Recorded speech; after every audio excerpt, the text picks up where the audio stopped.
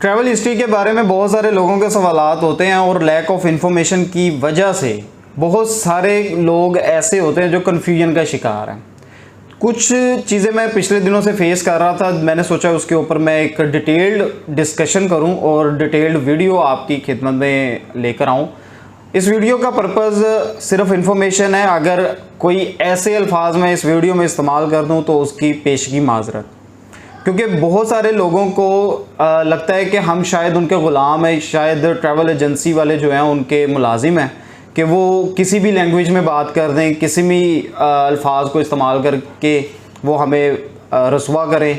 तो ये जो है ना बड़ी वियर्डेस्ट चीज़ है और बड़ी दिल आज़ारी होती है जब ऐसे लोगों के साथ सामना होता है। देखिए, हम एक सर्विस आपको दे रहे हैं, आप उस सर्विस को अगर लेना चाहते हैं तो हमसे बात करें, अगर नहीं लेना चाहते तो आप ठीक है इग्नोर कर दें या अपना काम करें, अपने काम से काम रखें। चलते हुए काम में टांग अड़ाना जो लोगों की आदत है ना, वो बहुत ही बुरी है। स्क्रॉलिंग के दौरान आपकी नज़र से वीडियो गुजरी, उस वीडियो में मैंने कुछ चीज़ें बताई, जस्ट फॉर एग्जांपल मैं ये बता रहा हूँ।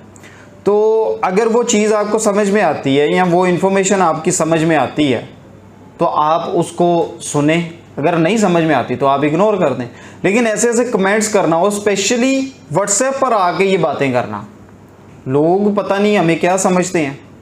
बहरहाल जी, इसी चीज़ पर मैं बात करने लगा हूँ और ये शायद मैं इससे पहले कभी भी ऐसे बात नहीं करता और ना ही मैं अब फ्यूचर में शायद करूं, लेकिन मैं इस वीडियो को ख़ास तौर पे उन लोगों के लिए बना रहा हूं कि जिनको इन्फॉर्मेशन नहीं होती और फजूल में टाइम वेस्ट करते हैं।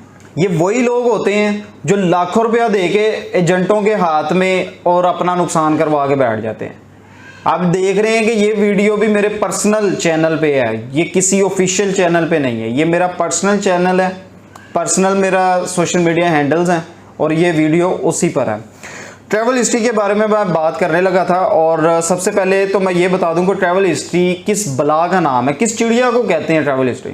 देखें, आप एक मुल्क गए हैं, आपने वहाँ पे स्टे किया और लीगल एंट्री ली है, लीगल स्टे किया है, विदाउट किसी एलिगेशन, विदाउट पॉलिसीज ब्रीचेस के आपने लीगल एग्जिट कर लिया। That is called travel history. आपके पासपोर्ट के ऊपर एग्जिट और एंट्री की स्टैंप्स लगती हैं। उन एग्जिट और एंट्री की स्टैंप्स को देखा जाता है कि इन दो स्टैंप्स के दौरान तीसरी स्टैंप तो नहीं लगी, आपको डिपोर्ट तो नहीं किया गया, आपको बिला वजह ऑफलोड तो नहीं किया गया। ये चीज़ें देखी जाती हैं, ये ट्रैवल हिस्ट्री होती है। अब जो मैं बात करने लगा हूँ ये इसमें इसके पीछे की वजह क्या है। मुझे ज़ाती तौर पे एक पर्सनल चैनल पे मैंने ना अपनी वीडियो लगाई थी, तो एक साहब आए, जी आप जिन कंट्रीज़ का बता रहे हैं ये तो ट्रैवल हिस्ट्री में मैटर ही नहीं करती, आप लोगों को पागल बना रहे हैं। वो मेरी एक पीक पॉइंट थी कि यार देखो, हम आपके लिए सर्विसेज लेके आए, आपको पसंद आती है आप बाय करें, अगर नहीं आपको पसंद है आप किसी और से बाय कर लें। लेकिन ये अल्फाज का इस्तेमाल करना, एक ने तो इंतहा कर दीजिए, आप लोगों को वो बना रहे हैं। ठीक है, तो बहरहाल अपनी अपनी तरबियत है और उसी तरबियत की मिसाल वो देते हैं कि किन हालात में उनका जन्म हुआ है। तो बहरहाल जी, कुछ चीज़ें हैं वो आपके साथ शेयर करता हूँ किन कंट्रीज़ को लेकर उन्होंने ये बात की थी। उसमें है जी Indonesia, Vietnam, Cambodia, Sri Lanka, Singapore, Thailand, Malaysia. इन कंट्रीज़ को समझा जाता है कि ट्रैवल हिस्ट्री में इनकी वैल्यू नहीं है। अब मैं ये साबित करूँगा कि इनकी वैल्यू है और क्यों है, पूरा फैक्ट्स के साथ मैं बताऊंगा। सबसे पहले जी, किसी भी कंट्री को ट्रैवल के हवाले से या टूरिज्म के हवाले से या उस कंट्री की फॉरेन पॉलिसीज़ के हवाले से उसके पासपोर्ट को देखा जाता है कि वो वर्ल्ड क्लास में कितनी रैंकिंग पे है। आई थिंक सो 196-97 ममालिक हैं पूरी दुनिया में, कुछ जगह पे 198 है और कुछ जगह पे 190 है, मिलता जुलता फिगर 196 है। उसमें पाकिस्तान रैंक करता है जी 101 नंबर पे, ये आपने अब याद रखना, मैं आगे आपको फिर कोट करूंगा। इंडोनेशिया का पासपोर्ट जो रैंक करता है वो पूरी दुनिया में 66 नंबर पे, वैल्यू नहीं है इस कंट्री की। वियतनाम का पासपोर्ट रैंक करता है 88 नंबर पे, इस कंट्री की भी वैल्यू नहीं है। Cambodia 86, Sri Lanka 96, Singapore 4th, Thailand 63 और मलेशिया 12th। अब एक साहब का मैसेज आया जी, सिंगापुर तो बड़ा ही बेकार मुल्क है, आपको वो तो वैल्यू नहीं रखता, सिंगापुर वर्थ ही नहीं रखता ट्रैवल हिस्ट्री के हवाले से, आप उस कंट्री को प्रेफर कर रहे हैं। अच्छा, वर्थ नहीं रखता सिंगापुर में, पहले आपको बता दूं कि ये वाहिद कंट्री है एशिया में, साउथ एशियाई ममालिक में, जिसने 2024 का टेन्योर 140 अरब डॉलर की इन्वेस्टमेंट से पूरा किया है, और पाकिस्तान अभी 1 अरब डॉलर की इन्वेस्टमेंट पूरी नहीं कर सका, और अभी ये पाकिस्तान से लो है। ठीक है, पाकिस्तान का मैंने रैंकिंग बताई थी आपको 101, बाकी रैंकिंग मैंने आपको बता दी है जी। ठीक है जी। इसी तरह इंडोनेशिया पूरे साउथ एशिया में वाहिद ऐसा कंट्री है, पूरे एशिया में बल्कि वाहिद ऐसा कंट्री है जिसमें 100% मुस्लिम है, अभी ये पाकिस्तान से लो है। वियतनाम है, कंबोडिया है, कंबोडिया ठीक है जी, ये यहाँ पे मंदिर वगैरह बहुत ज़्यादा होते हैं, लेकिन आपने अगर तारीख को पढ़ना है तो Cambodia is the best country, तारीख बहुत ज़्यादा आपको यहाँ से सीखने को मिलती है। तो ये जो तारीख या हिस्ट्री को बड़ा लाइक करते हैं और फिक्शन करेक्टर्स को बड़ा पसंद करते हैं, तो ये I think so best country है कंबोडिया। उसके बाद थाईलैंड है, थाईलैंड का सारे को सबको ही पता है, लेकिन लोग बैंकॉक की वजह से समझते हैं जी थाईलैंड तो वो फलाना जी वहाँ पे ये ऐसे ऐसे, लेकिन मैं आपको एक चीज़ वाज़ेह कर दूँ, जब आप 5 टॉप कंट्रीज़ में असाइलम अप्लाई करते हैं तो थाईलैंड में पनाह लेकर या मलेशिया में पनाह लेकर असाइलम अप्लाई किया जाता है। ये मैं फैक्ट्स बता रहा हूँ सारे, आपने कंबाइन करना, उसके बाद आपको पता चल जाएगा कि क्या इनकी ट्रैवल हिस्ट्री मैटर करती है कि नहीं। मलेशिया 12th नंबर पे पासपोर्ट है इसका। अब इनकी करेंसी के हवाले से लोग समझते हैं कि जी करेंसी जो है वो इंडोनेशिया वियतनाम की इतनी हाई नहीं है, मानते हैं जी, लेकिन करेंसी की वजह से आप किसी भी कंट्री को कहीं भी एनालाइज नहीं कर सकते। अगर आपकी करेंसी उस कंट्री से लो है तो वो कंट्री वाले आपको फिर क्या समझें। फॉर एग्जांपल आप यूके का पाउंड ले लें, 350 के करीब करीब पाउंड, आप डॉलर ले लें यूएस का और 350 के करीब करीब डॉलर है, तो फिर आपका पाकिस्तान कहाँ पे खड़ा है। मैं पाकिस्तान को डिग्रेड नहीं कर रहा, इसमें ये चीज़ समझिएगा। दूसरी चीज़ कि अगर इन कंट्रीज़ की वर्थ नहीं है तो ये कंट्रीज़ वीज़ाज़ क्यों दे रहे हैं, और वीज़ाज़ आपके रिजेक्ट क्यों करते हैं।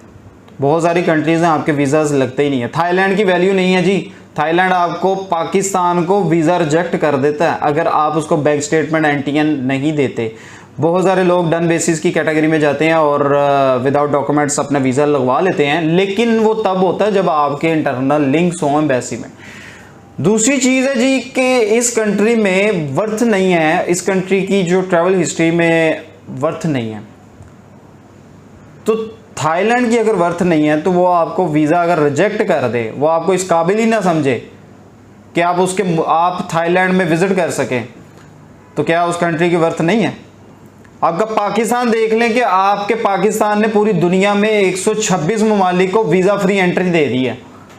126 ममालिक को पाकिस्तान ने अपने मुल्क में वीज़ा फ्री एंट्री दी है। तो आप अपने पासपोर्ट को लेके चेक करें, सिर्फ 9 ममालिक ऐसे हैं जिनमें आपके लिए वीज़ा फ्री एंट्री है, और अभी ये पाकिस्तान से डाउन ममालिक हैं, पाकिस्तान से लो हैं। मैं ये बातें इसलिए कर रहा हूँ कि एक लिमिट होती है, जब आप उस लिमिट को क्रॉस करते हैं ना तो अगला बंदा फिर जवाब देता है। तो पर्सनली उनको जवाब देना या उनके कमेंट्स के ऊपर रिस्पॉन्ड करना, मेरा ख्याल है ये नॉन प्रोफेशनल बिहेवियर है। वीडियो के थ्रू मैंने वीडियो पे बात की, उन्होंने वीडियो के नीचे कमेंट किए, मैं वीडियो में ही जवाब दूंगा। एक साहब ने कहा जी अगर ट्रैवल हिस्ट्री आपको चाहिए तो वो फिर तुर्की की लें, दुबई की लें, ताजिकिस्तान की लें, तुर्कमानिस्तान की लें, वो ट्रैवल हिस्ट्री मैटर करती है। तुर्कमानिस्तान किसी ने सुना? हमारा तो काम है, हम तो सुनते हैं, लेकिन आप में से बेशतर लोगों ने तुर्कमानिस्तान सुना? ताजिकिस्तान में आपको वीज़ा मिला हो सुना है? तुर्की का वीज़ा इतना आसानी से मिल जाता है। देखिए, आप जब ट्रैवल हिस्ट्री बनाते हैं किसी भी अच्छी कंट्रीज़ में आपने जाना है, आपको कुछ चीज़ें देखनी पड़ती हैं। स्टार्ट लेने के लिए, ट्रैवल हिस्ट्री अपनी शुरू करने के लिए आपके लिए ज़रूरी है कि आप छोटी कंट्रीज से स्टार्ट करें। दुबई आपका वीज़ा रिजेक्ट कर देता है।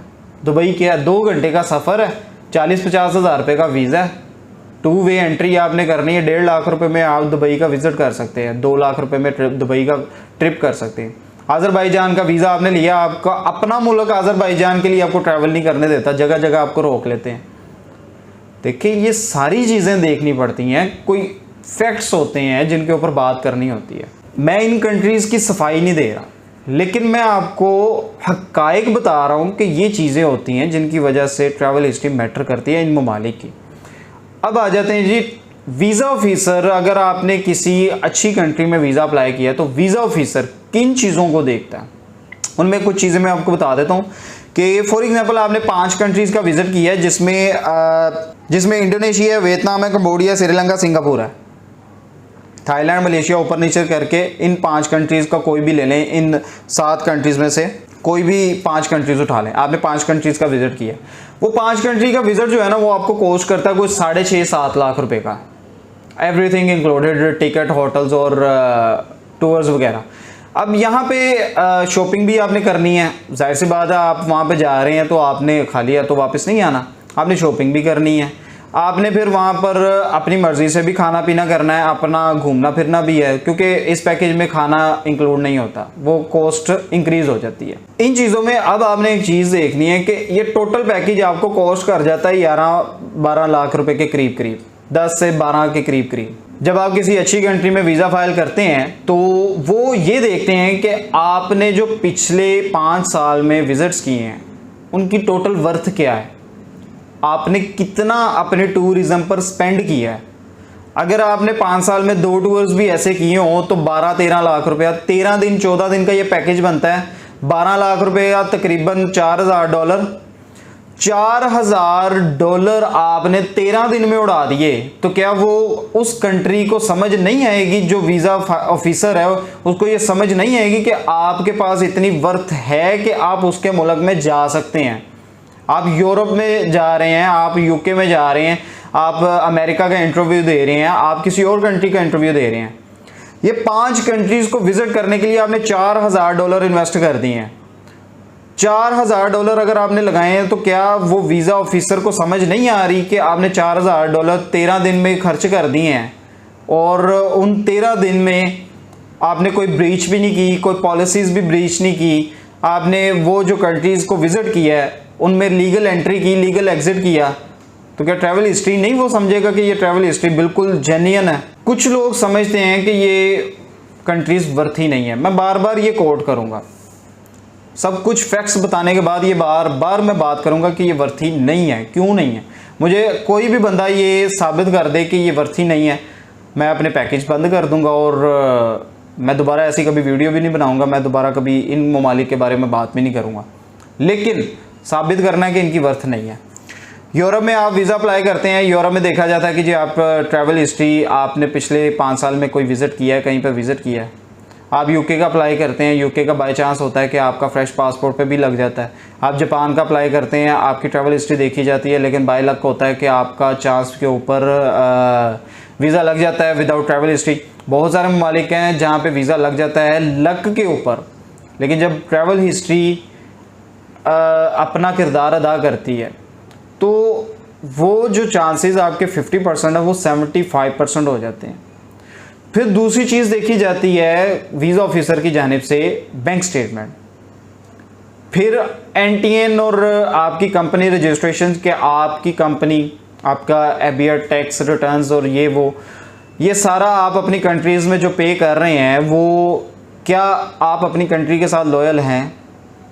फिर दूसरी चीज़ देखी जाती है कि आप उनकी कंट्री में जाके कोई सिक्योरिटी ब्रीच तो नहीं करेंगे, उसके लिए पुलिस क्लियरेंस सर्टिफिकेट होता है। फिर मज़ीद देखा जाता है कि वो कंट्रीज़ जिनको आप विज़िट अब करना चाह रहे हैं, फॉर एग्ज़ाम्पल 5 जो टॉप कंट्रीज़ हैं जिनको मैं समझता हूँ कि बहुत ग्रेटफुल कंट्रीज़ हैं, लाइक यूएसए है, जापान है, यूके है, ऑस्ट्रेलिया है, न्यूजीलैंड है, कनाडा है, ये 5-6 ममालिक हैं। और इन कंट्रीज़ का अगर आपने वीज़ा लेना है तो ऑब्वियसली आपको पूरे प्रूफ्स देने पड़ते हैं कि भाई आप बिल्कुल लीगली वीज़ा फाइल कर रहे हैं।